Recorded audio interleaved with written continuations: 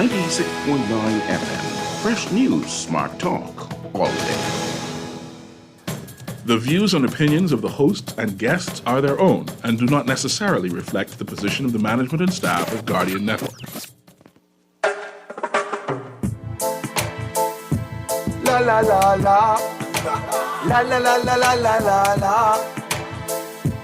La la la la. Oh yeah, oh yeah, oh yeah, oh yeah, oh yeah. I represent Bahamian people. I from Nassau, Bahamas, big up Bintan, bro. Boy, I from Bintan, bro. Right between West and Augusta, where them two roads meet, they call it Wilkinson Street. Manners and respect was like a sign blank check. It seems the ones that coming after quick to disrespect. You see, this life in the ghetto never easy. So many hungry days break till it grieve me. But I doing the best I can, trying to turn my dollar to 100 grand. I represent the ghetto people. I from Nassau, Bahamas, big up Bintan, bro. Boy, I from Bintan, bro. Don't take no back talk, no bribe or no joke. If you find fire, you definitely find smoke. Bintan, bro. Good night, Bahamas, and welcome again to Guardian Radio 96.9 FM. I am your host, Valentino. You know, I have many nicknames. Nickname, Scrooge, Scrooge.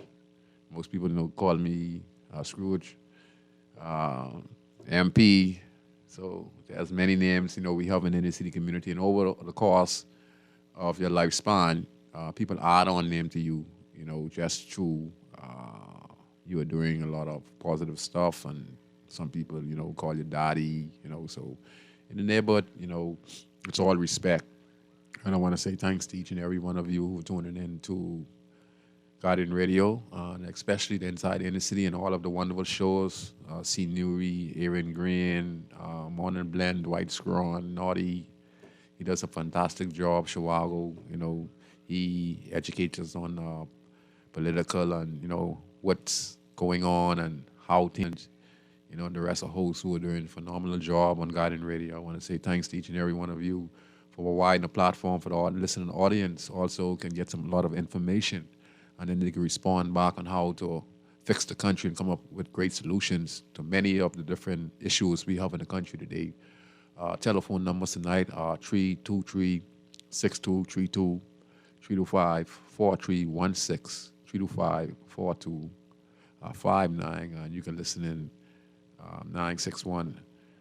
That's cable is playing, and it's just amazing to see that we're here still talking about the crime issue in the country and what our leaders have to say about it. So the topic tonight is going to be a continuation from last week, where I talked about a solution that I think we're going to discuss later on in the show, but I also would like the listening audience to answer this question and see if the solution makes any sense to you. First, let me explain it, and then you all give your view on it, and then we'd go from there. But we'll continue with when I said that I think that kids and adults who are part of programs in the Commonwealth of the Bahamas, based on the fact that we know their background, based on the fact that we know there's a high unemployment in the country, we don't have many trade centers in the country, there are not many jobs available in the country to sustain close to 5,000 students coming out every year. And besides that, we had the next 5,000 year before last, and the next five, so we could keep on piling up. So, there's a lot of issues that can be discussed. We have a booming tourism industry that has blossom over 7.7 million. We're on record pace to be about 9 million plus this year. But yet still we have a high poverty rate in the country and high unemployment, even though the government is doing a great job of trying to provide employment. But little that they know, there are many people being left out. And the reason we're seeing all of this craziness going on is a direct result of neglect over the years. And we're going to continue topic. We're going to start it off with some comments made by former leaders of the country who has a lot to say, concerning the ankle monitoring system. We discussed it last week. So we're going to make it an interesting show before we get to the real juicy part, like coming to the end. So we're going to start off with hold on, I didn't even forget to do my introduction. And Inside Inner City comes on every 6:30 at 8 p.m. on Fridays, except holidays. Okay? Yeah. Sorry about that. I used to be very excited to have an opportunity to speak, and I used to be doing a lot of work in the community, always working until I get to that destiny. Okay. You have the former Prime Minister of the Commonwealth of the Bahamas, the Honorable Hubert Alexander Minnis, speaking on the fact of the anklet bracelet forum. He is requesting that, their contract be canceled based on the fact that, guys are out there with ankle monitoring systems on their legs, and they're everywhere. No restrictions. Some have even been found dead with anklet monitoring system on them. And I just like to say this to the individuals out there with their ankle monitoring system. I know your freedom is most important. Okay, I'm not trying to, trying to put you back in prison. But we're having a conversation based on the fact of the statistics going on persons out on bail with ankle monitoring system on them. And, the government gave their statistics, and that's a part of the police. Also, the government's a part of the police. And they gave their statistics. And they show you that most people coming out of jail with anklet monitoring system are more likely to be killed. And wherever they go, people get hurt, and sometimes the intended target gets away, and innocent bystanders end up getting injured or even losing their life. Based on that, that's what this discussion is all about. It's about your safety and the people who are not involved in your circle, who don't live the life you live, but you might, just come out of prison, get charged with an offense, just say murder or attempted murder or armed robbery, involved. And in the course of doing that, there's a retaliation from the family who you have hurt. So, you have to be looking over your back. So you would normally say, you know what, and you care. So you normally would see a regular nightclub. You still want to enjoy yourself just like ordinary citizens. So, you would get yourself together and go to a nightclub where there are law-abiding citizens who occupy in this establishment. Now, by you going there are a lot of phones.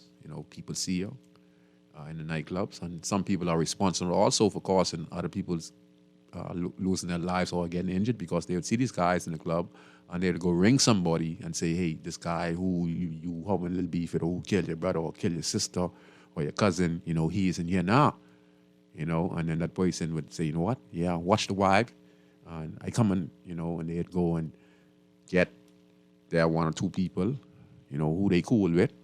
And they say, man, this nigga in this club, let's go get this guy. And they'd say, well, he with two other guys, so guys would stake them out. And then some guys so desperate, they didn't want to wait, so they just want to know where this guy is and where he's standing. And they'd be so anxious that when they rush into the club, going towards their target, the intended target sees them and starts to make a move and run in the direction of innocent people. And then these guys would just open fire in that vicinity trying to get this individual. And sometimes you get away, sometimes innocent people get killed. So this is what you're talking about today. I'm not trying to get the authorities to take away your freedom, but we have to consider about this ankle monitoring system, because it's not seems to be effective. I agree with the former Prime Minister. I don't know, he was listening to the show and then he decided to speak on the matter, but he is an important voice still in the country, and it's good that he mention it. I don't know if it's going to be sustainable with asking the government to really cancel this contract. And the government is saying that they also look into, let me see what they're saying they're looking into. They're looking to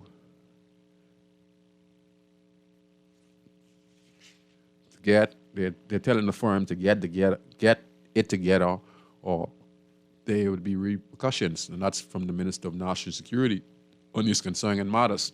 So it puts all of our lives in jeopardy because, when you involve directly or indirectly in the name call, and the country is 21/7, and right now the Bahamas is considered a conflict zone by 100,000 population, based on we having over 100 murders. So we are worse than Jamaica, based on population, on a 21/7. You understand? We were having murders every 2-3 days. We finished last month, I think, with 20 plus murders, going on to this month. So we're a conflict zone. And we also have to consider this. We had a tribal advisory for the Bahamas. And, no one tells me this. I know I have common sense. I ask God for knowledge, wisdom, and understanding. And the tribal advisory that we're getting from the United States of America concerning the Bahamas and Jamaica, the tourists that visit our shores, people are saying, it's going to affect our tourism industry. Well, I would agree slightly on it, but I'd say this, no guest who comes from Canada, Russia, China, America, England, France, their lives is not in jeopardy in the Bahamas. Their lives is not in jeopardy. If you look at murders in the month of January of this year, you would see that the 20-plus murders were cases involved black on black in the Commonwealth of the Bahamas. Not one incident where we had someone who shot and killed a tourist that came to Nassau, New Providence. What we have is a black-on-black crisis that needs to be dealt with. And to be dealt with, we're going to put all resources and all hands on deck. I don't know how we're going to do that because, with these political parties, it's hard to work together because the opposition is looking to be the next government of the Commonwealth of the Bahamas, and they are doing anything in their power. They do some things to work with government, but they do everything in their power to degrade the government in order to be the next government of the country. And this government itself is trying to boost the economy, to get the Bahamian people in a safe environment with crime and jobs and opportunities and, road works and et cetera. They're trying to do their best so they can also repeat in the next general election as the government of the Bahamas. So, to get the leaders of both organizations to understand that this is bigger than them, but it's never going to be bigger than them because they have their agenda. Their agenda is to win the election, okay? And that's the bottom line, okay? And that's politics. And me and you, we are just sheep, just laying out for the wolf. And probably some lions out there too. You understand? So we have to understand that this is bigger than politics. This is bigger than the church, okay? This is about the Bahamas and the lives that are at stake in this 21/7 with 700 islands, 700 keys, and we are one of the richest Caribbean countries in the world. And we only in a 21/7. Like I say, Jamaica's not, we are worse than Jamaica, okay? By population, Jamaica get over 2-3 million, 4 million, I think, people, right? The Bahamas only has, 250,000, 500,000, and yet still we have 100 murders per year, huh? In a 21/7. Little Freeport, little Abaco, little 2-3 murders there. But the capital, this is a conflict zone. So to our guests that comes to the shores of the Bahamas, your life is never in jeopardy. The murders that you see happening are targeted. Some people get killed innocently because they are chasing after specific target, like I was explaining earlier. But these murders don't occur on the same spot over and over and over, only unless it's a club where a lot of bad boys with bad intentions go to. Not the that they go look for woman. They're going to look for man because they're going there with these guns. Not to look at no woman for just to go have a beef and man. This, they're going there with these guns just to go beef and man. Instead, they go to, talk to some nice young ladies and see, how they could carry this young lady home and, see if this could be his future wife. They going out with these guns to wife with other guys, and these guys get their guns too. So, this is a stalemate out here. You understand? And that's how serious it is in the country. So, yeah. I would agree with the Prime Minister on the ankle monitoring system. And to the guys who with these ankle bracelet on your legs, y'all need to stop going to these nightclubs, okay? Stop going to these nightclubs. Stop going to where pedestrians who are law-abiding citizens in an establishment, you under curfew, you on bail, you ain't free like the rest of us, And I'm not trying to degrade you guys. I'm just trying to tell you got to take your life serious. You got to take your bail seriously, because you're putting people's lives at stake. And yes, our government needs to really, really look on how we're going to work monitoring system. Are we going to restrict guys, to their homes, or we're going to say if you got to be inside 6 o'clock, or whatever the situation is. It depends on what they're charged with, because there are people who have the ankle bracelet and they charge with petty offenses. So I don't know how we're going to do the logistics, but I guess we're going to have to see how we're going to work with those with anklet monitoring to make sure that their rights are not violated, even though in this time of crisis, we are saying, these guys on anklet bracelet, they're wrecking havoc, they're being killed. But we must understand that they made their choices, but some of these choices they made was of the fact and neglect over the last 50 years with our leaders in the country. There are many political leaders who went into the politics just to get political gain. And why I'm going to say that, and it's the truth, I can remember former Prime Minister Hubert Alexander Ingram. He stated in Parliament, that if the politicians were given more money, and et cetera, then Brave David said something similar, that if the politician was given more money, then there would be no reason to steal because they use their position.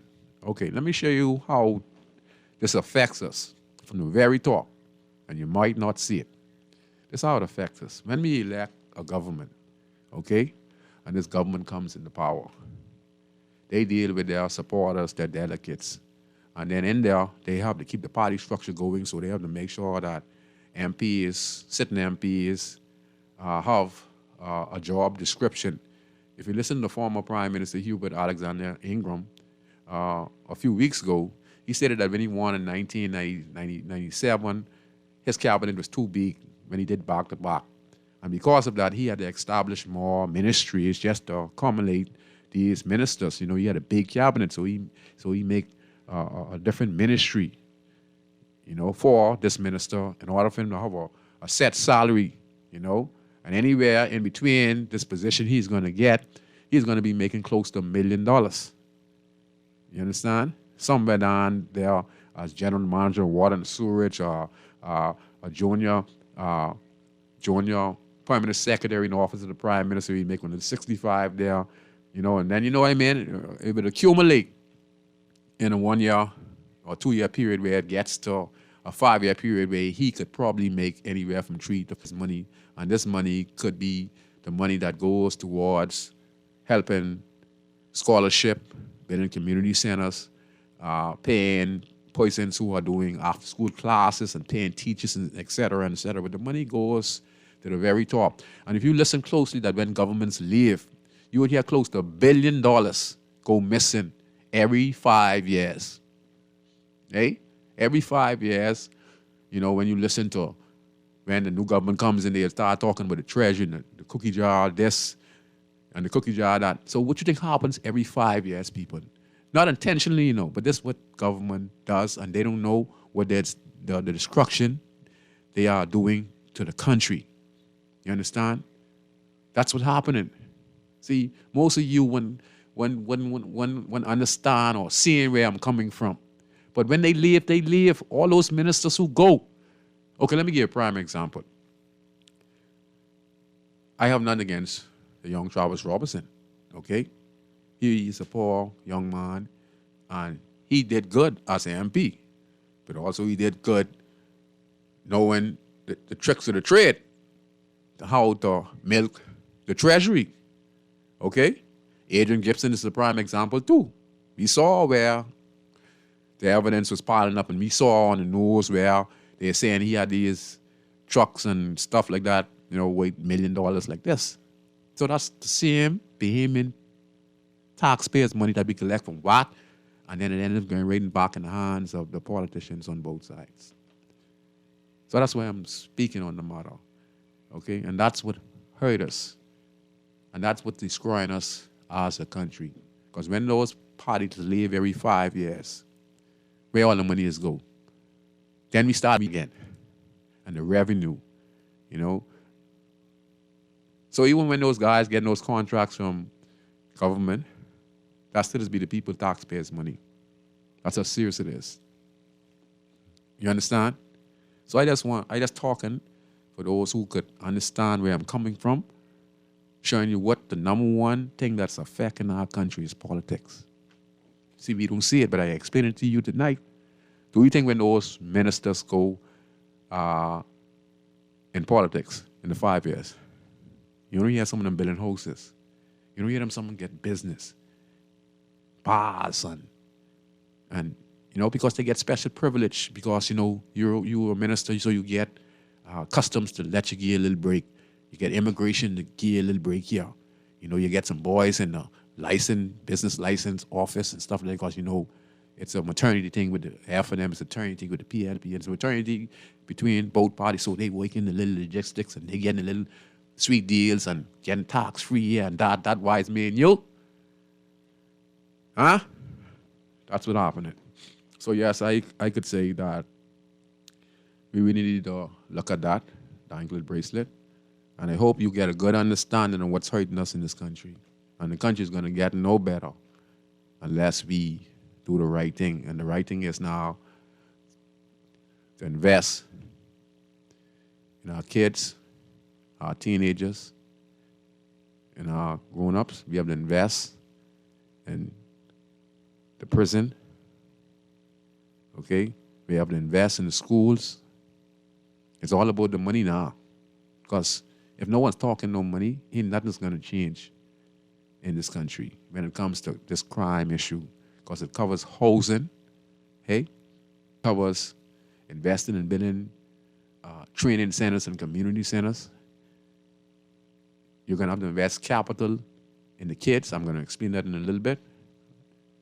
So let me just finish off one or two things I want to talk about. Then the former prime minister, he talked about, let me see in the newspaper, in the Tribune, he states here, don't give crooks government contracts. Well, I would again agree with the former prime minister, Hubert Minnis. Last time I checked, I know Tuki and Bobo been by his house, and according to him, they went there for fish. So you don't know who's a crook nowadays, So even the guys who we think is a crook might not be a crook. So I think cat bite the former prime minister's tongue. Me, I don't hold my mouth. You understand? Because I can remember Tuki and Bobo, and then they say, Minister said he come to get him fish, but I know this was a thing to deal with Beacon and Night Guard having a big issue. And information was given, and the former prime minister excuse that, your boy come by his mansion, he lives out west, and Tuki and Bobo, come to give him fish. So you can't say who's crook, Menace, because I know under your administration, I'm not saying no guys is no crook. I'm never going to take bread out of the guy's mouth, okay? There might be some guys who, have a pass, but they have an opportunity now that they're getting some legit money to make amendments. Now, if these guys them get catch anywhere having a government contract selling drugs or abusing young ladies, then their contract should be revoked. But other than that, everyone deserves a chance. Everyone deserves a chance because, like I say, you can't say who's a crook minister because I sure you, as the former prime minister, hire plenty so-called people you're talking about, but you gave them an opportunity. So Brave Day was going to do the same thing, and both governments are going to do the same thing. So that is a non-issue. The issue is that if guys who come from a rough background looking for an opportunity to change around their lives, to make their lives better, as long as, you give them this contract and you're telling them that you can't be involved in no drugs, you can't be involved in no firearm. If you get yourself involved in any investigation, your contract will be revoked and it'll be given to somebody else. As simple as that. But to say, crooks, the Honorable former Prime Minister, you should be the last one to say that, But it's a good point. So make the stipulation as well. Say that, again, if you get a government contract, you have a pass, you can stay on the straight and narrow and continue to have this contract as long as you don't be involved in buying no drugs with this money you're receiving from the taxpayers that we provide and the government gives to you give you a second chance. Okay? Do not sell no guns. Do not manipulate nobody. Don't use your position as a source to do wicked, to harm the country in you. So yeah, make that stipulation. Okay. Next. Let me see what else I was going to say.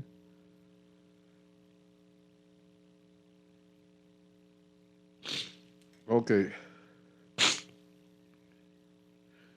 Okay, and I just want to rub this in.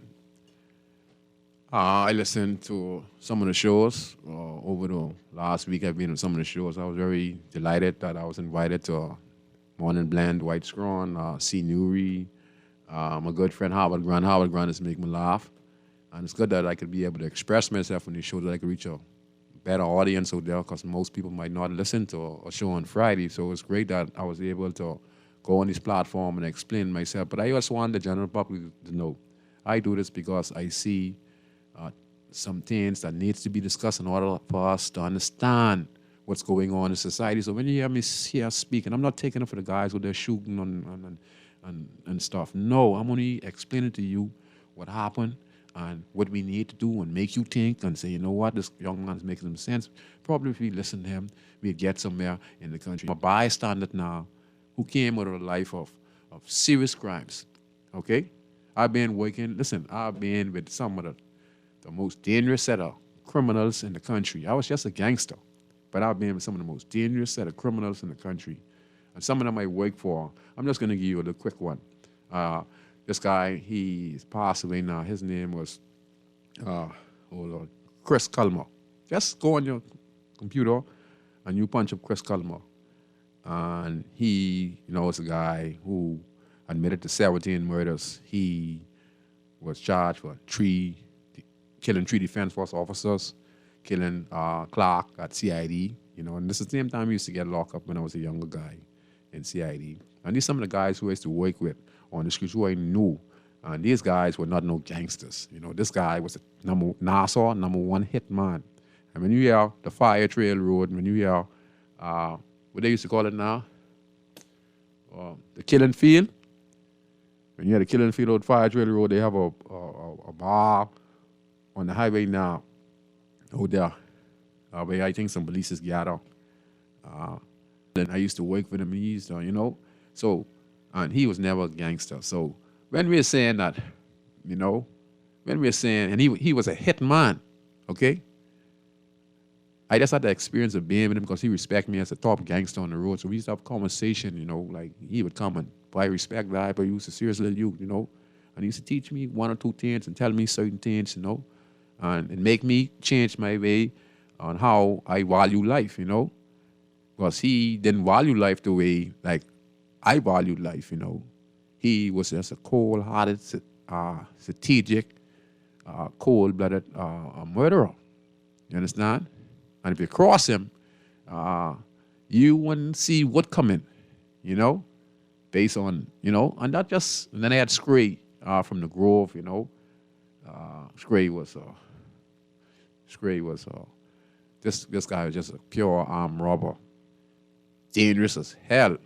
Always toting gun, always having shoot with the police. You understand? He got killed by Mikey Dread. Up in Michael Road in Sunshine Park many years ago. And this guy was a monster, man. So I was seeing guys who were not no gangsters, and these guys just were individuals who just was stone cold. I just say stone cold. They rattled me, you know. Now I ain't nervy, but the things these guys was into, I couldn't even think about doing, you know. So when we talking about gangs, people, listen to me. There are gangs in the country, small pockets, but way so much murders has happened over the years. There are just pockets of guys abroad.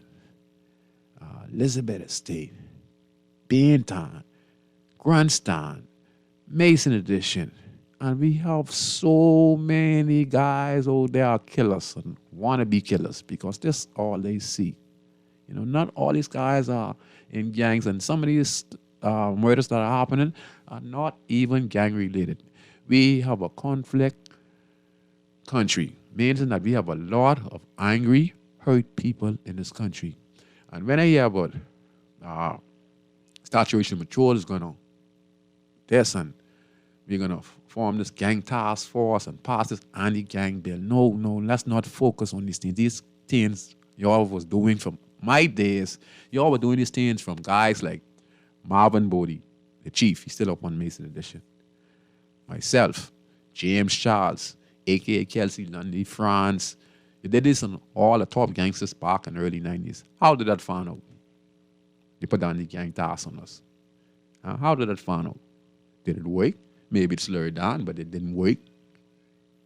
You understand? Because that's the end product. We done hardened guys. We done been shooting gun, trying to kill up one another, killing up one another, stopping one another. You know, guys going to prison on a constant basis. Violence we see every day. So we harden, we fighting with the police. Some of us haven't shoot all the police after we do a sin and the police pull up. You know, we trying to get away because our adrenaline going. So we ain't even seeing the police. So the only our instinct telling us, get away. So we press the trigger. Sometimes the police might spank you up. Sometimes you get away because you're fast and your adrenaline going and you're able to duck some shots, try a couple shots at the police, but you end up getting away. You understand? And we have so many of our young men in the country thinking that way. And gangs, you ought to be behind the 8 ball. Okay, gangs is a big part of it, but now we have moved away from that. Based on the directory of having 100 murders per year. We have a prison that teaches criminality and make you 10 times rough. So when you go in there, you might then be rough. When you come back out here, you could be 10 times rough.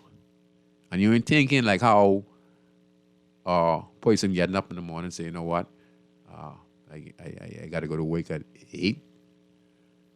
I got to drop my little son to school. I got to go pick up the wife and girlfriend and make sure she get lunch. No, these people only thinking about one thing. Whoever their target is or whoever in discussion in their mind, in their world, that's what their thing is.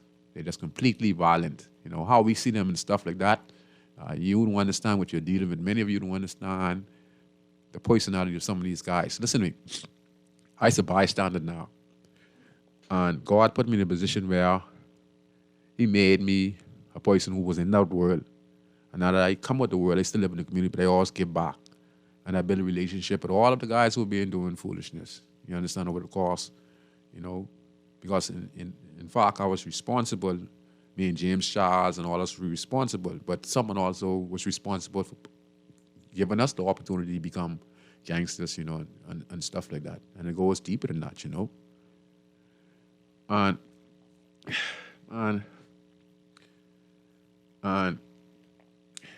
there are guys on the streets right now, when I see them, I could say, this guy killed but 6 persons.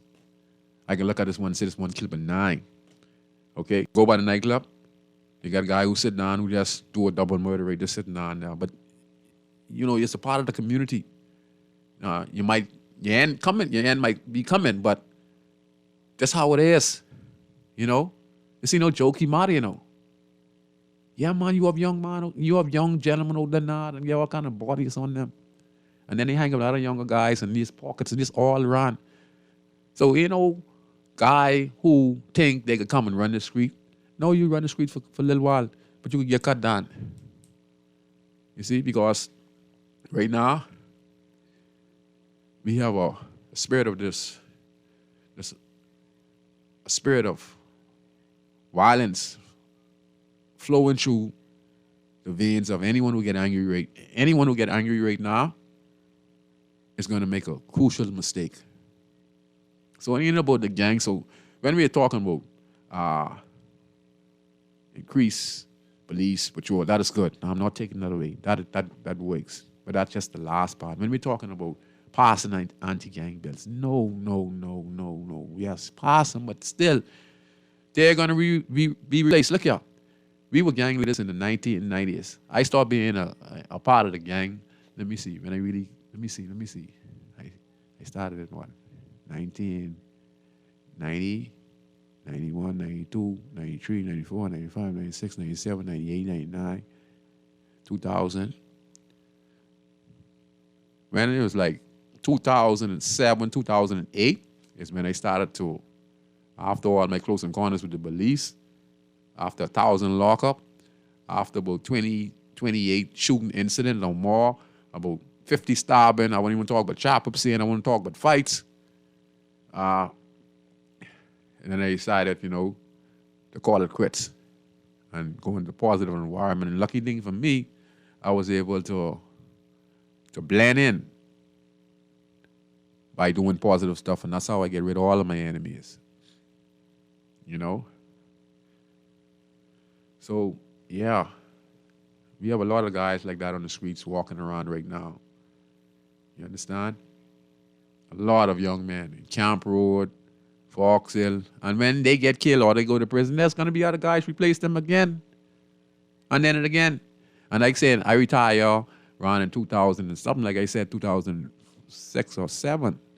I think that's when the Spurs were in the last, when we went in 2005 and 2007, that's when I started to get out.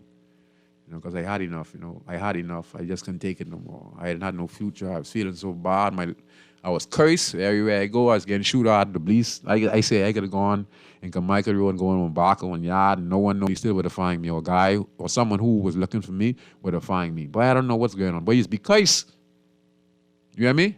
It's because, and some of these guys you see out there who committing these offenses, some of them get shoot 6, 7 times, different times, Some of these guys, them tough as nail. You ain't dealing with no normal human being. You understand? You ain't dealing with no normal human being, what you see it happening in this country. You go to prison, you're on the road, you're tough. You see all the shooting happening, you think they're the same guys? Every night, they different people. Huh? All gangs is just people who have guns, who family members get hurt, killed, young guys who don't have no direction, just want to do something. And that's why it's so dangerous out there. You would have people who, just say you work on a job, and then you have a disagreement with one of your co-workers, and you say, but this and that. And then you say to this person, you think I get out of play. You keep on running up your mouth. Keep on running your mouth. Say what say. And you taking them for toy. But yeah, let's just say that. But you can't do me nothing bad. You can say, okay then. All right then. Guy, leave from work. Go. Run in the neighborhood. 1 or 2 white boys who, say, man, look here, man. This nigga work by me. You always messing with me. You think I joking, man. I need you to do me a favor, man. Guys, them broke. They ain't have no value about human life, and this guy is a behemoth, and he could be my cousin or my brother. He ain't looking at them as the next black brother. All he's saying is who? He violence. What you want? You want me to cut him down? Huh? What you saying? You want to cut him down? Because I broke, man. And Rich and me supposed to be teaching our kids on how to love each and every one of us. And what is the consequences of taking your brother's life. But we don't look at one another as brothers. When you get mad, you just want to kill You understand? And that same guy right there, those two guys right there, what you do work. I got to give them all the details. Say, man, look here.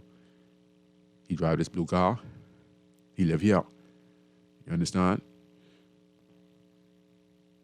He room, and that's your friend. He's pull up in the driveway right here. You want to notice on a lot of these shooting scenes you would see where they're sailing always in a particular spot where you would see they pulling up in the car and then the person run from either on the side of the house or in the grass. And a particular prime example is when the commissioner of police, Clayton Fernando, before he was commissioner of police, if you remember, about 10 years ago, if I'm correct, he get ambushed at his house. And you'd see where the minute he pulled up in his car and he was armed, these guys them approached him. And then a hassle occurred and he was shot and Mose lost his life. So guys, them this plot show and you never know what'll happen. And so that's why you got to be careful on how you're talking to people nowadays.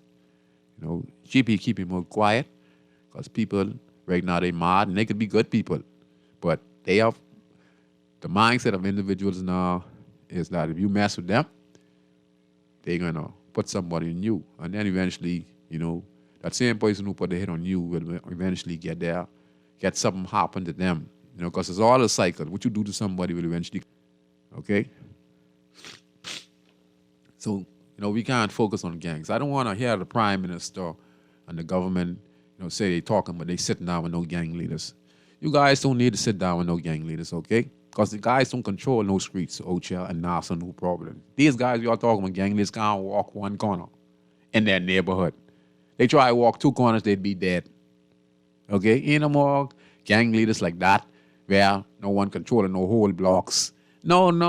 You would get cut right down. These guys can't even walk around. Like I say, these guys don't have control over their community. These guys just might be controlled 5, 6, 10 guys or 15 guys, which is a gang, and it can be very dangerous pockets of individual. You understand? But eventually, you will get rooted out. You understand? So, okay. I want you guys' opinion on this. So, let me just finish this. So, I want us to focus on preventative measures instead of anti-gang laws. We put them on the books, but the police come after the fact.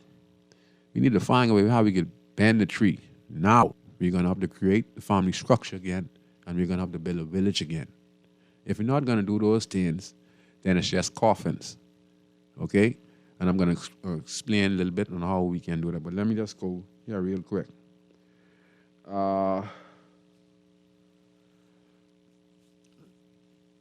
Last week on the show, we have a lot of organization around in the country.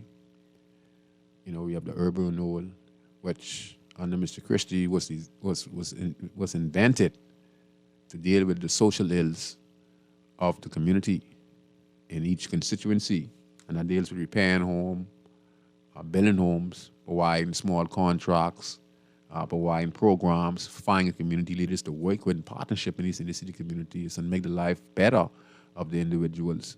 But over the course of the last 25 years, the organization has not been successful the way it's supposed to be because there's been a political,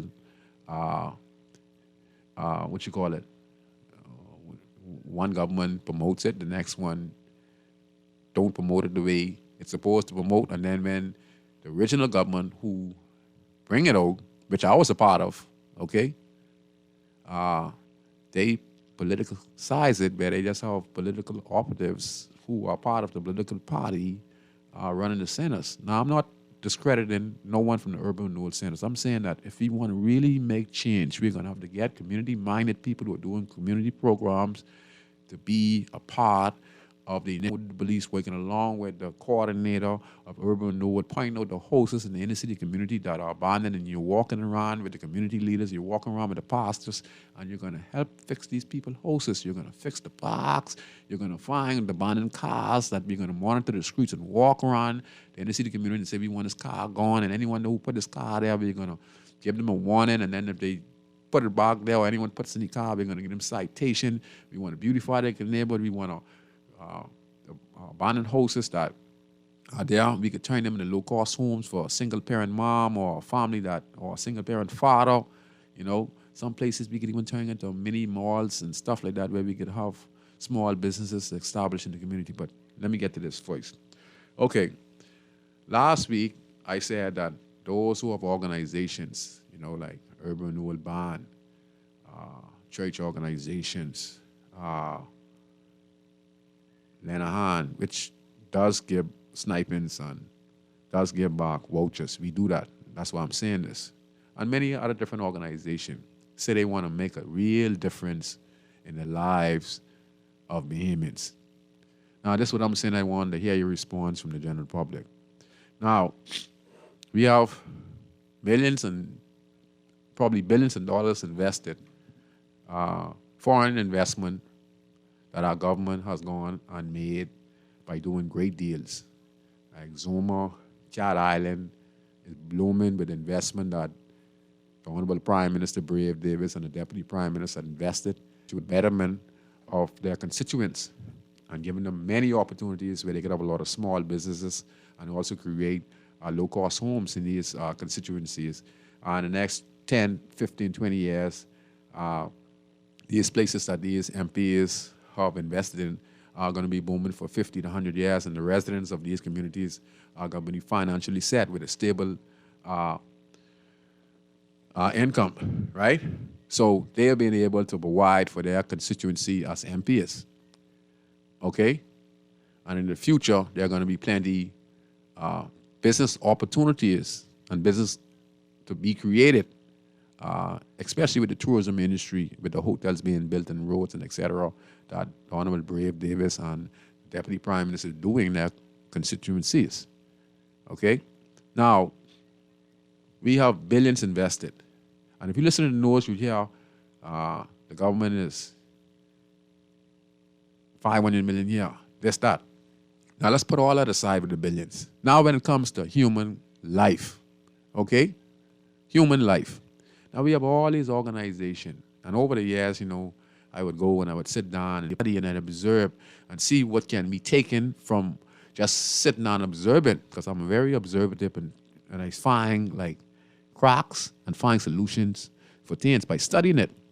So here's the thing. I watch these kids, them, over the last 20 years go to program, and I study with myself because I provide incentive with the kids that I have around in the community. Anytime I have tournaments, they can tell you everything is free. Shirts are free, hey? Food is free every day, food. And I talk about healthy food. We have fruits, we have vegetables, and then we have the grill. I make sure for 2 weeks that these kids eat working with Lenahan, and even before Lenahan, I would make sure to provide those ingredients, because I always said that these kids, you know, needed something to eat when they go home. So I'd make sure they even have to carry a plate of food home when they leave off the park. Every night they'd have Gatorade, they'd have water, and everything was provided free. Never I charged them not $1. Everything, the shirt is free, the trophy is free, everything is free. And anyone, and there are thousands of young people have run through the basketball tournament I've been doing for the 24, 25 years in the grandstand area. And there are many basketball players have left and gone off to be very successful across the world just by having a basketball tournament. Hugh Campbell champions, guys playing in Italy, Maggie Kim Cole, Jay Philippine, who has anchored the Freeport North. You know, he was a part of playing on the tournaments and playing in the park on Saturday. We prepped them up, you know. So I could just tell you about the success that has happened in the last 25 years and the athletes who have gone to be very successful from that program. So here's the thing. If we say we need programs, we need training center, and I think that in Nassau, we need to at least build about, in the inner city community, Baintown alone should have about 6 community centers situated throughout that area. You understand? Anglican about the same thing. So all again, I think we should have, if possible, we need at least about 40 to 50 centers in Nassau, Providence. And some of the centers are going to teach basically trades. Some are going to teach about the Junkanoo culture and how to profit off Junkanoo, because Junkanoo can make plenty money by just pasting shirts with Nassau Bahamas selling to the tourists. You could go and buy a tennis and paint them up and, be creative, make Junkanoo dolls. There's so much things that you could do if you learn the trade. And you can imagine if you have a training center that teaches you how to start a business with the Junkanoo souvenirs, that the guests who come here would have actually genuine souvenirs made by one family, Saxon Valley, but, etc. like that. And then these kids could be able to learn their trade, small business somewhere in one of these old abandoned houses that are around the community that is not doing nothing. And then we look at it, what these guys are going to graduate. Why don't let's get that there, set it up there, and make sure that they have their stalls, and we can teach them business management. We're going to teach them anger management. We're going to teach them family values. We're going to teach them how to show hospitality, and also teach them how to save, how to bank, how to use your bank card, how to follow the application forms, get your business license up to par, and make sure that you be able to always make a profit. So you're not just gonna let them go. You're gonna train them as they go. So in that first 2-3 years, when you're finished with them, they'll be established business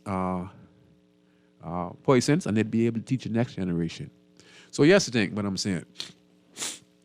With the amount of money that is in this country, I don't feel no kid who is a part of the Urban Renewal Band should just be going to the Urban Renewal Band just to say they're going to practice and be whatever. No, see, right now, these kids are at risk.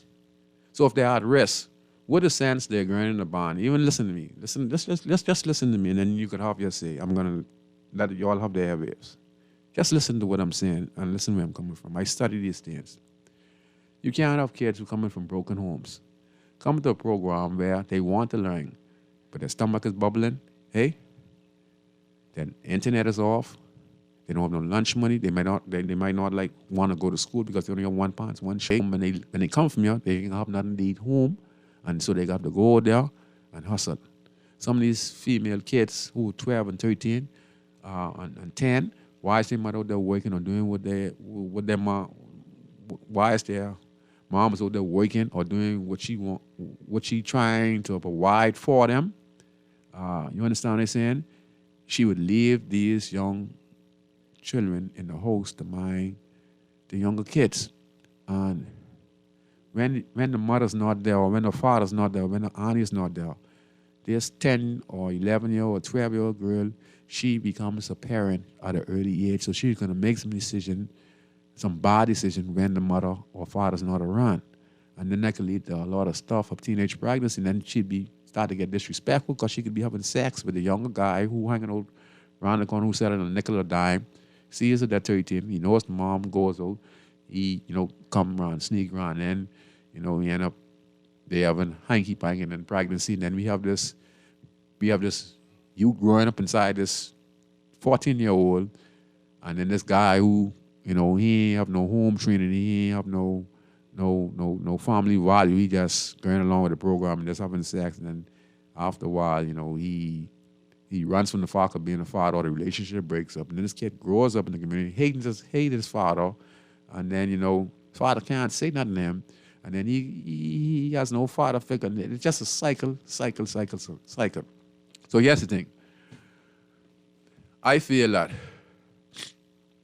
if you in any program in the Commonwealth of the Bahamas, the government of the Bahamas and the opposition is going to have to say, we're going to invest $100 million or more, something to think about, for paying kids and grown-ups to learn a trade in these communities.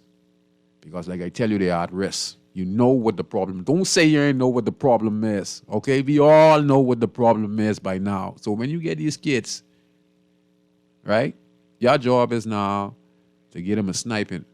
And I feel that if the government was to collect taxes, the VAT, and tax some of these companies that they're going to do business with, and say, you know what, we have a plan to to empower our kids. So why not, instead of giving us the $500 million towards the Hotel Iran Memorial, hotel or the hospital, why not take $50 million from that, and we give you some tax concession to bring in all the supplies. But take this $50 million, put this on the Prime Minister's crime give back to all the programs in the Nassau New Providence to pay the kids them in these programs yearly. Okay?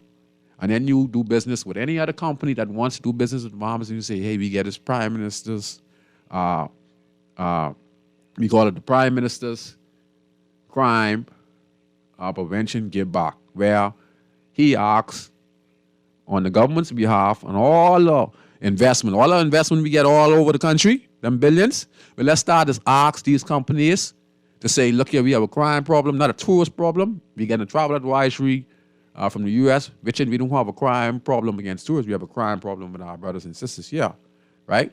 Why not less give us 50 million, 10 million, 5 million, that's from all those investment Chester Cooper been doing, what Brave has been doing, or what any MP is doing that deals with. I'd ask them. If we don't have it in the Treasury, let's ask them. And then we could give them tax breaks. You want to bring in your supplies, your building supplies, whatever you want to build your hotel, we get a tax break. That tax break, you put some money into the give back under the Prime Minister, which goes in the hands of 100 kids in the urban renewal. Okay? And this is what we're going to do. We have 100 kids in there. Some might not be at risk. Okay? But we have 100 kids. And this is the job of the urban renewal. Their job is to monitor these kids at school. Their job is to make sure that these kids get the proper training in trades, in discipline, along with the community. And then to keep the kids coming on a regular basis. Because like I say, listen, Christ himself, when he had an audience, he was speaking. I think it's feeding what is 5 1? How much fish it was? How much it was 5 1? When did he break the bread? 5 loaves and how much? 2 fish. And how much that turning into? But anyway, it turned into a multitude, right? A multitude. Now, what was the reason? That's why I say I have knowledge, wisdom, and understanding and bravery. And that's the last thing I ask God for. And also to be able to manage, not to be rich, but able to just be able to manage to buy my little things I need and be able to help others. I don't want to be rich. I just want to be able to manage, right? So what do you think Christ did that for? He's sitting down with hundreds of people, and he's talking, but he noticed no one listening. Some listening, but they had turning. But then he looked, because Christ had powers, and he looked in the hearts of them, and he looked at their belly. And when he looked at their belly, he see nothing in their belly. So how you want people who don't have nothing in their belly to go to a program which is beneficial to them? Now, listen to me. The program is beneficial to them, but you got to understand the position and situation they in, where they come from, their community. The mom is not working, the dad is not there. Everything is hustling, everything is bills and light off, and the mom's struggling to get the light on, water off and water on. You're struggling back and forth. So these kids are dealing with this stuff. So let's make it easy if we want to see a better society. If we would say we want to get ahead of the problem, let's make these kids who are already parents, let us make them responsible for their own self, and they could be able to help their household. And we'd see dramatically over time, after we create a lot of business owners in the country and a lot of workers who could be able to work for some of the business that we be established, where as they work, we teach the business owners to help, because they're going to be working for you for a little while. And that's how we want to teach the next generation how to help your worker. He work for you for a little while, he be in there for 10 years. Try give him a little house or something, or he or she a little house, because you could be able to do that, because now they've been working with you 10, 15 years. They have helped you establish your business.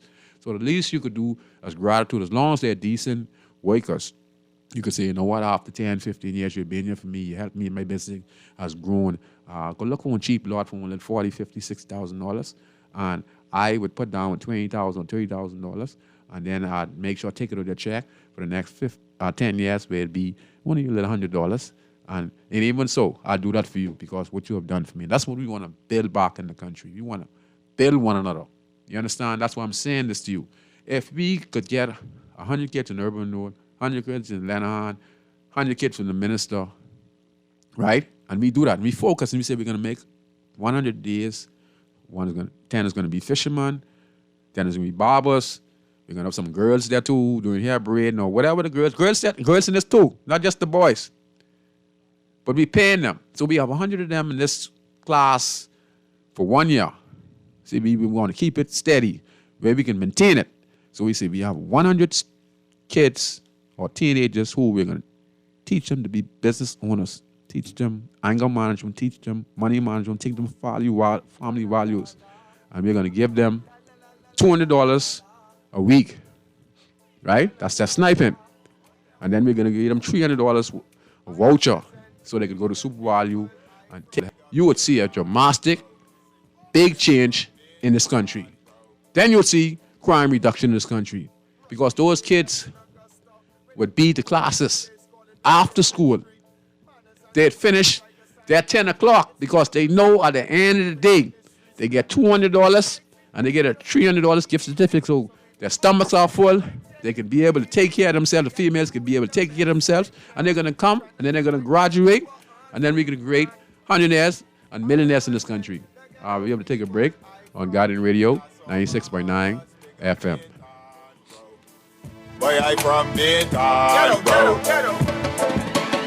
Don't take no back talk, no bribe. Girl, Junior just showed me Bella Boy in his phone. What you mean? He take picture of that good for nothing boy? Shh, you don't want Bella here. You say that. You know she always say that's my good child. So what he doing in Junior phone? Oh, he there because the police looking for him. He on their wanted list. Wanted persons in your phone now? Yes, child. And when police want to find anybody quick, after something happen, they can send pictures direct to your phone. Go to Google Play or App Store and search for Crack Crime Bahamas. Then pick install and it will go straight to your phone. There is also a section on missing persons? Yes, girl. Everybody needs to get that right away when people go missing. Just like an alert system. Yes, it has numbers for Crime Stoppers Bahamas, so you can call and nobody knows it's you. Call directly to Miami and give the information without giving your name or anything about you. I tried the other day, and when I hear Junior and his boys talking about where they hide those guns, I walk quick round the corner and call that number. Call 328-8477 from Nassau or 242-300-8477 from the Family Islands. Run away from the norm and run in love on February 10th at 6 a.m. from Arawaki. Love is in the air. Friendship, love, and romance will take to the asphalt for 3 romantic miles as Four Seasons Race Management partners with the City of Hope for its 2nd annual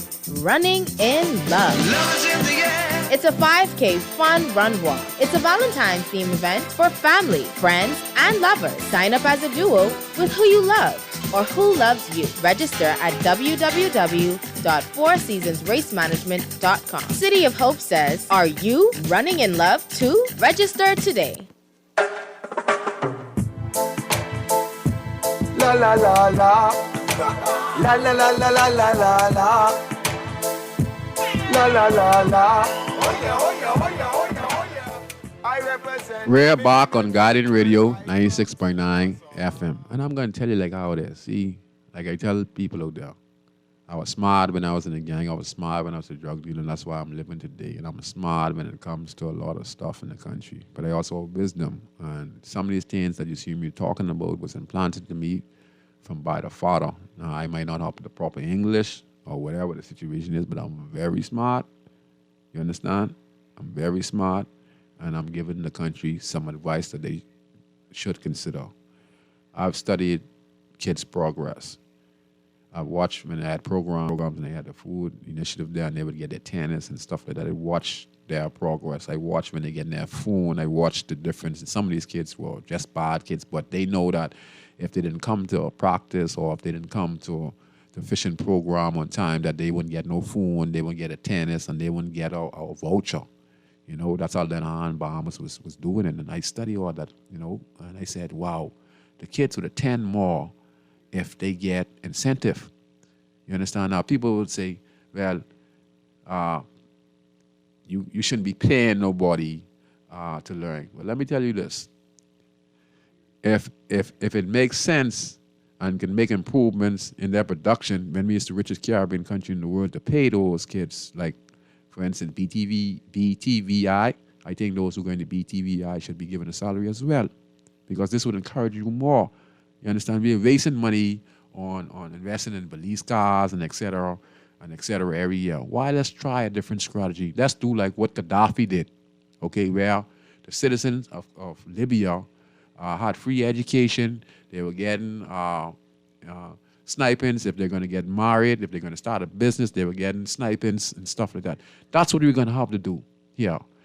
The investors that come to invest in the country, to the government, let's say we set up, like I said, a strategy where we tax all businesses who come into the Bahamas, and we tax them, and we put this money that goes directly into the programs that is going to lead to us creating thousandaires and hundredaires. And here's what's going to happen.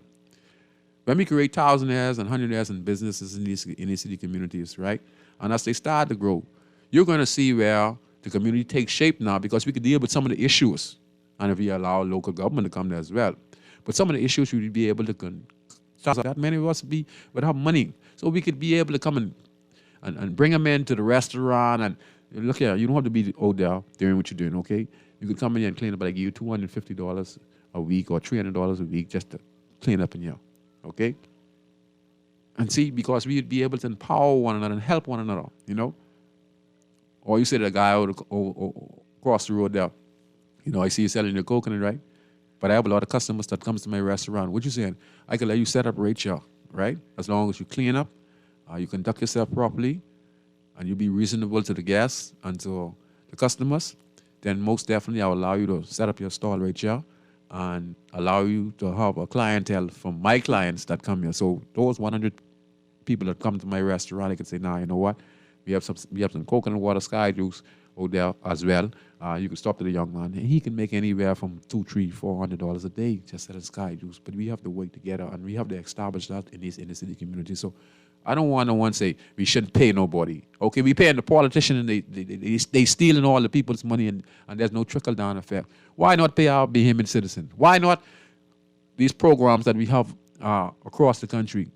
Kids come in there, and we only give them a little Gatorade, and then taking photo ops, and then the person who taking these photo ops, they getting all the credit, they getting these contracts, but they're not giving nothing back.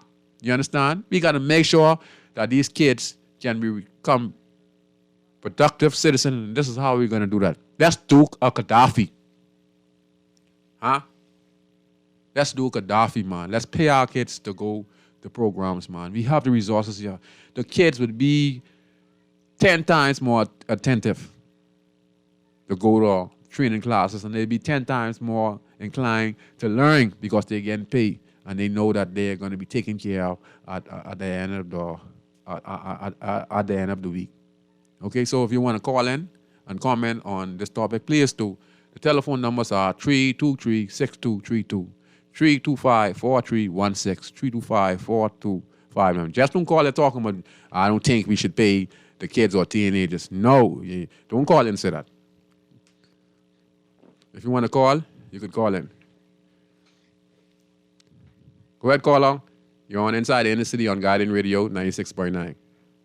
This is Brian. Good night to you. Second, hear you loud and clear. Yeah, good show. You know what happened? You're doing a great job, right? You know, you always going to have opposition, right? You're always going to have that. I remember I calling the other day, and you was explaining about gangs, and one of your callers called. I know he's calling 52, right? Yes, sir. See, one thing with these people, right, they sit down and they just try to figure out how they could just listen to other calls and then object to what the caller is saying, right? Yes, sir. Now, the only thing I was saying is that I was agreeing with you, you know. I agree with you. I agree. I didn't disagree with you. I was agreeing with you when you were saying that not all of the situations are gang-related. Yes. That's all I was saying, you know. You did say that. And I was saying that a lot of them had to do with ladies because, you know, a lot of ladies got shot, right? Yes, sir. A lot of deaths was happening with women, and you were telling women, say, calm down. Yes. So, you know, don't get the man angry. Yes, sir. You remember your topics when you were talking about that, right? Yes, sir. That's all I was saying. But you have some callers, all they do is sit down all day. and try to figure out what somebody's saying wrong. They don't look at the good you're saying, I understand exactly what you said. I said about 10 things that day. He picked 1 and 2 things out Yeah. just to criticize. Yes. That's like you right now. You're doing your best to do what you have to do. Yes, sir. And I know your show is to promote persons who want to learn, not persons who are trying to conquer the show, Yes, sir. who try to take over the show and try to act like they're so smart. Yes, sir. Your show is for persons who humble. Yes, sir. You ain't looking for no scientists to call your show, No, sir. right? Because you ain't trying to invent nothing. You already know what you're doing. Yes, sir. But you have these people who act like, like they want to act like scientists over the whole show, so they want to conquer the whole show, say what they have to say, and everybody must shut up. And if you don't shut up, you're the sheep. Yeah, it don't make no sense. We're supposed to collaborate together and have a good conversation. Right. You know what I mean? Don't call and condemn people for what they say. No, you call and say what you have to say. You're right, sir, because you have your own opinion. Now, back to the topic what you was talking about. Go ahead, sir. I agree with you 100% when you're talking about giving people stipend. You ain't saying giving them a big old salary that, you know what I mean? Stipends. To encourage them to do the work and to learn. Let me tell you why I agree with you. Your example is a perfect example. But you know what happened in this country? I noticed when I used to give people things and I used to help people next to me, right? Someone would say, man, you could give me $2 or $3. That's my choice. I was a big grown man. I'm over 18. So don't tell me my choice of whether or not I should give it to the person because you don't want me to give it to them. Wow. Because you would have people who would say, oh, don't give it to him. Don't let him go work. Let him go work. Yes. And I would say, oh, no, this is my money. Don't tell me what to do with my money. And I give it to them. Yes, sir. But I say that to say this. I agree with you with the stipend because I bet you if you was talking about this, they wouldn't say you trying to create, what they said you trying to create is a society of Vegas. Right, similar to that, Vegas, right? Now, let me say that to that person who wrote that in. I understand, right? I understand all of that, the persons who ever saying these things. But if you was on your show right now saying that the government's supposed to give 100 acres of land to some investors would coming in with $96 million, you would have no callers calling it to object to that. Right. Right. See, even if they object, they'll agree to it at the end of the day. They'll say that's a good project. You hear that? Yeah. Listen to all that. Listen to this. Now, if they saying I talking nonsense, you call any member of parliament or government, and they'll tell you the billions and millions of dollars in the concessions they give all of these people and they don't need it. Yes, sir. And you don't hear nobody. You know what they'll say? Well, that's a beautiful project, Now, only 100 jobs you get them out all that money. Right. Right? He gave you 100 jobs. 100 jobs. And you're all singing, glory be to God.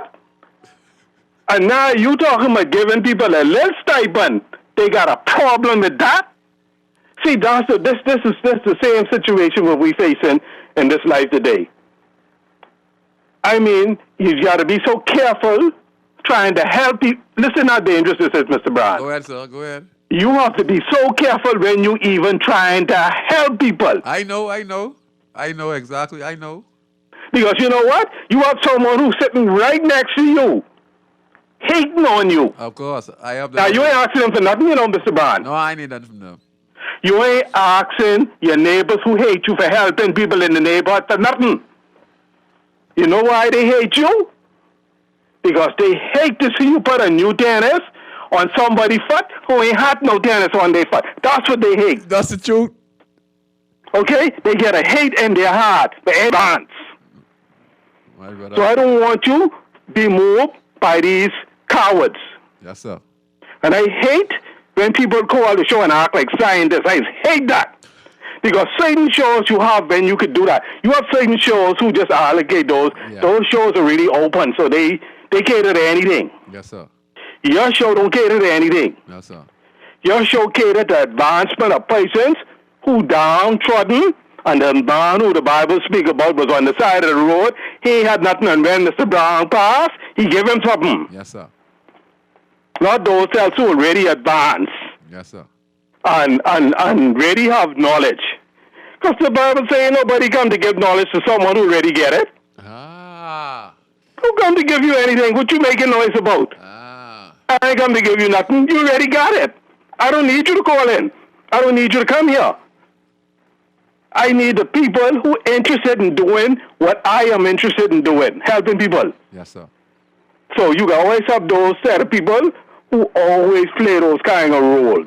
Yes, sir. And you see all of the killing going on now. You're doing an excellent job. Don't mind what nobody say. You are doing an excellent job. You helped me a lot. Only 27. I listen a lot. I listen to the show a lot.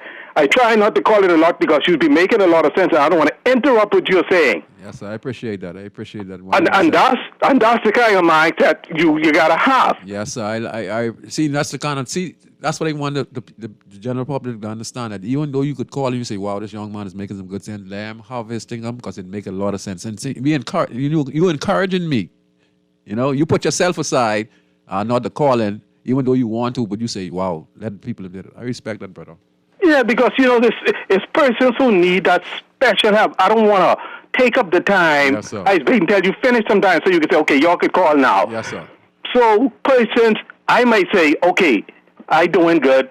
My family got me straight. But it's somebody who needs to hear Mr. Brown continue to talk. Yes. You don't want to hear the audience coming in. The audience, most of the audience who may be calling, they may be persons who they just already feel like they already arrived. But persons are listening, and trust me, you're touching plenty people. Oh, so keep up the good work and be strong. And I hope you all the best on getting your Stuyvesant together. I hope to God that I would be able to patronize you as much as possible. Also, when you have already established your restaurant, your business. Thank you very much. All the best, sir. Thank you very much.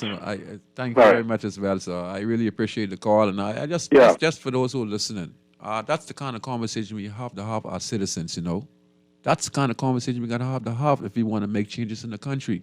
We can't criticize someone when they call in, and they have that you call and you want to criticize that person. But probably something you said, someone will call in and criticize you. So like he's saying, let's be our brother's keeper, and let's have a conversation where we could show the world, wow, this is a show that I could call in and we could have conversation. We could talk about anything that concerns the development of the country.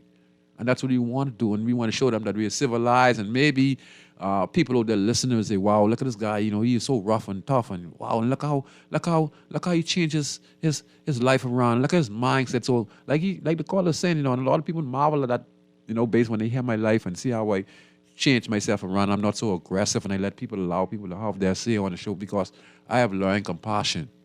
I have learned love. I have learned understanding. I have learned patience. You understand? I've learned those things over the course of my journey, and that's what makes me a better person. That's why my mindset is different from most people. That caller mindset is different from most people. He's a humble young man. If you want to taste the kingdom of God, a humble man tastes the grace of God. And you listen, you talk, and you listen. Then you speak. And that's how we got to be our society. And as far as I'm concerned, Honorable Prime Minister, Anti-Gang Task Force, you ought to be doing that.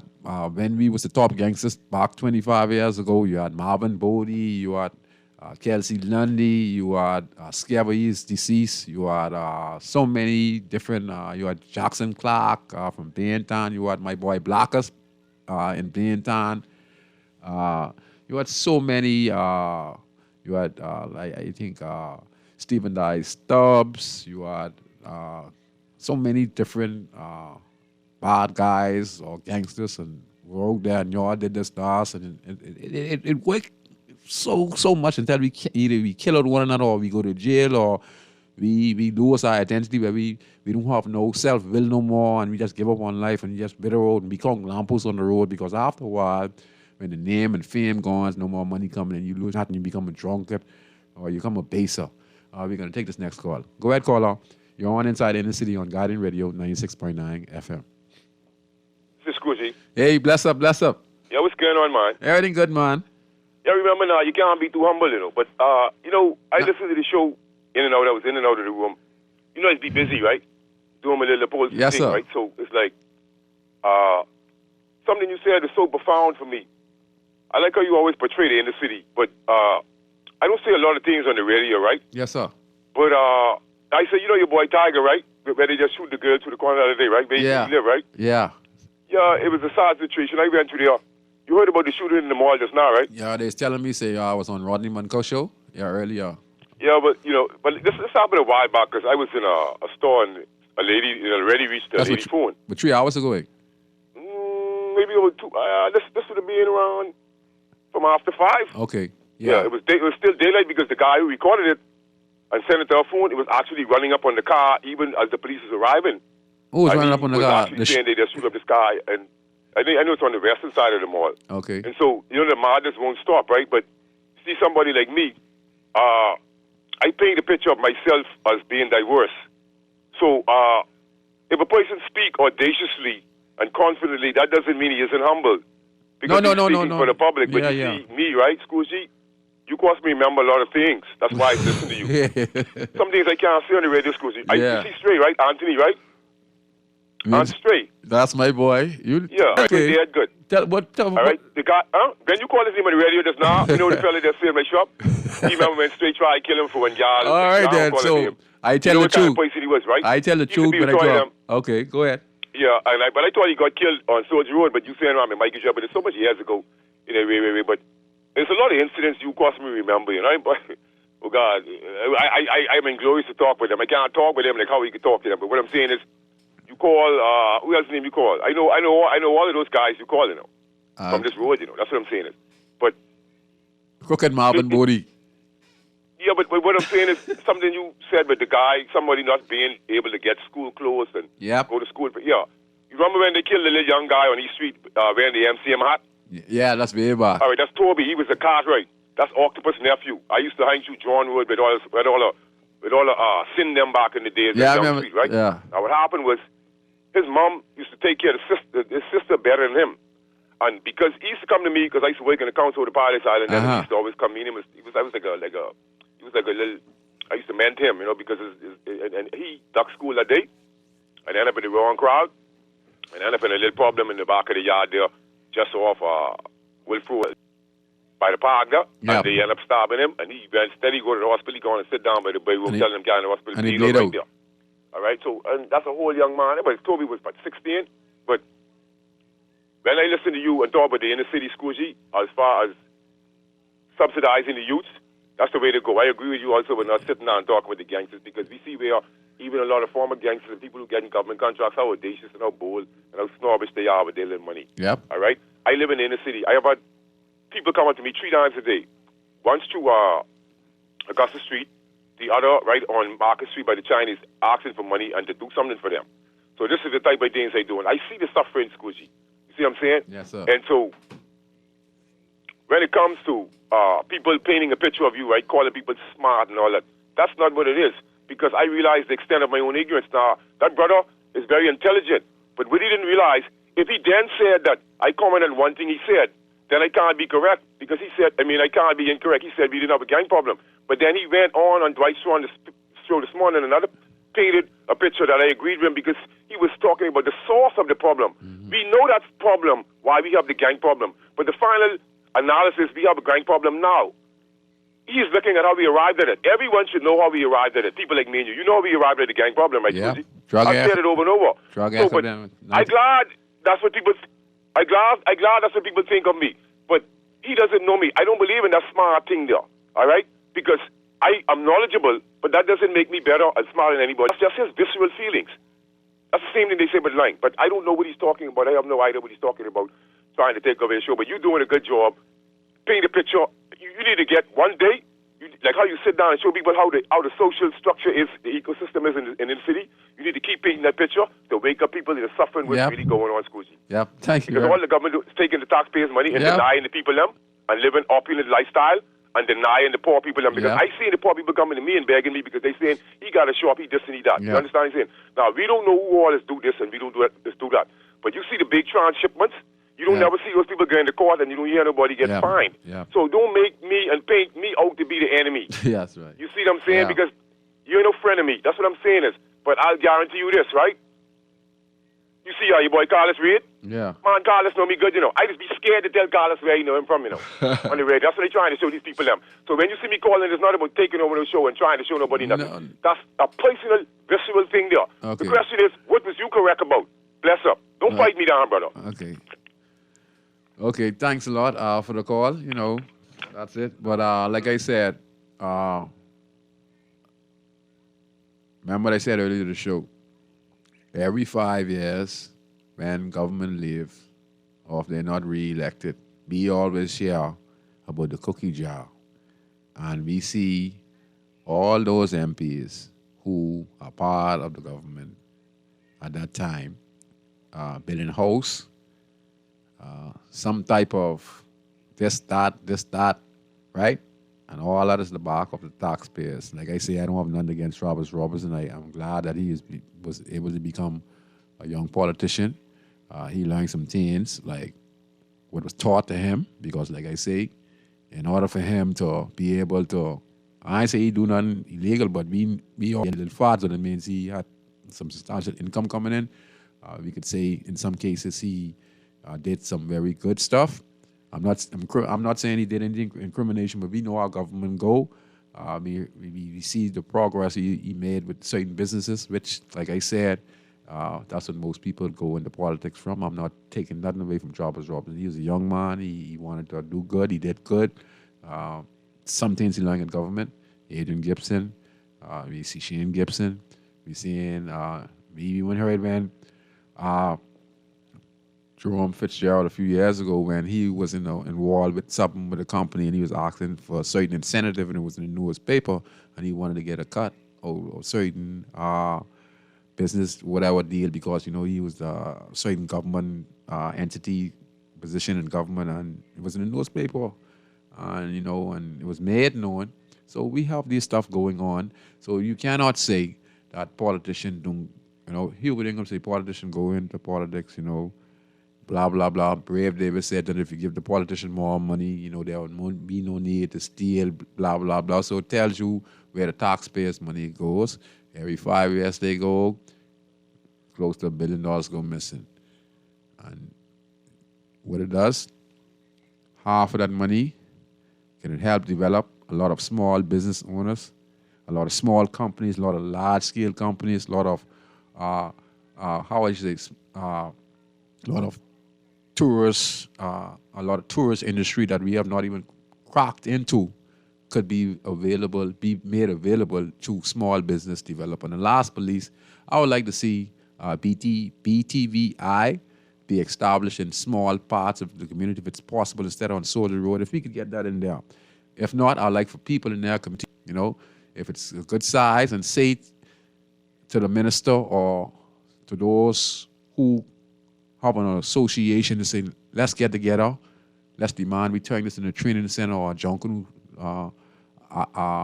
museum where we can make small souvenirs and etc.